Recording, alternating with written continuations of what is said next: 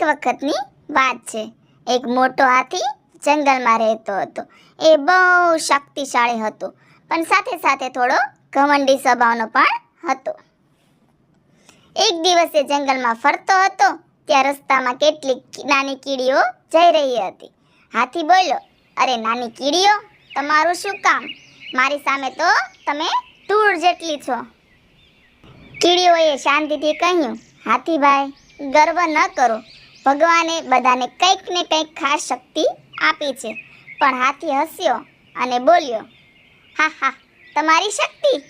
તમે મારી પાસે શું કરી શકશો? એ બોલીને હાથીએ કીડી પર પાણી છાંટ્યું અને ચાલ્યો ગયો. બીજા દિવસે કીડીઓએ વિચાર્યું કે હવે આ હાથીને પાઠ શીખવવો જોઈએ. એક નાની કીડી ધીમેથી હાથીના કાનમાં ઘૂસી ગઈ અને ત્યાં ડંખ મારવા લાગી. હાથી દુઃખથી ચીસો પાડવા લાગ્યો, અરે બચાવો, બચાવો. ત્યારે કીડીએ કહ્યું, હવે સમજાયું કે નાનું પણ મોટું કામ કરી શકે?